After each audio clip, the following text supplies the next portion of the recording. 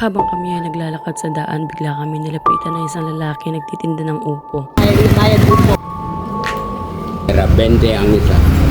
Babayaran ko to sa loob. Okay lang? Ano po tayo? Sige. Para Magkaroon ako ng pera, 20 ang isa. 20 ang isa. Tinda niyo po yan? Opo, 20 ang isa. Taga saan po kayo? Palestina po. Palestina? Oo. Kumain na po kayo? Hindi pa. Tara, kain po kayo dito. Hindi pa? Pili ka nga ng ganun na lang para magkaroon ako ng pera, 20 ang isa.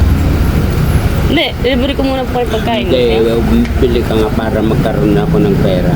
Sige po, dalhin niyo po rito. Ano po yung ano niyo? Yan na. Miss ko niyo.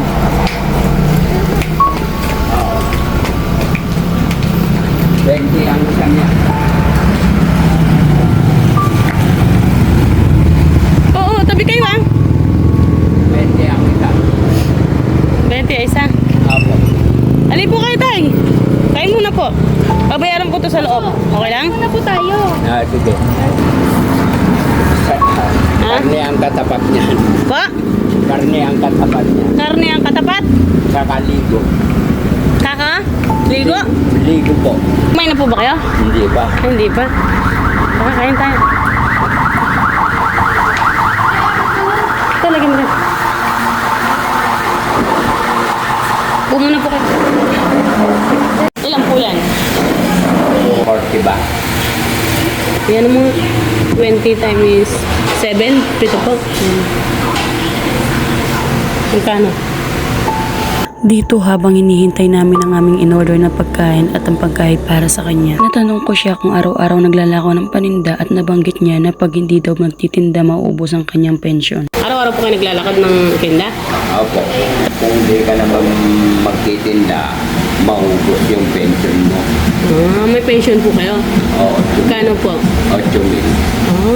Bakit pala pension yung taas? Kaya basta kakuan. So, 40 sa 20, 160. Opo. Kahit ka muna, bago mo babayaran, ha? Opo. Okay lang po. Kain natin yung pagkain tayo, no?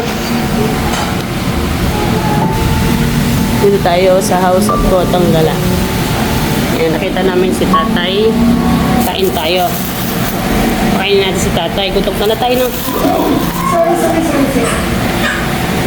Kanin, no? In-order ko yung kanin. Opo. Malaki ang pension ng panganay namin. 20. Buti po, may pension. Yung isa, 15. Saan po galing yung pension sa ano? Sa SSS po o sa... Ako, GSIS. Sa GSIS. Yung dalawang kapatid ko naman. Pero kasi pag nyo pa rin po, may anak po ba kayong binubuhay? Hindi, mga pamangkin sa kakapo. Sa Mga po nyo kakapatid. po. Sa kakapatid. Sila po ang binibigyan nyo po. Kabait ko may tatay. Hindi ko kilala si tatay pero hanga ako sa kanyang kasipagan. Nagtitinda siya para may maibigay sa pamangkin at sa mga kapatid. Pati na rin sa mga apo. Lugaw tayo? Lugaw. Ano po yan?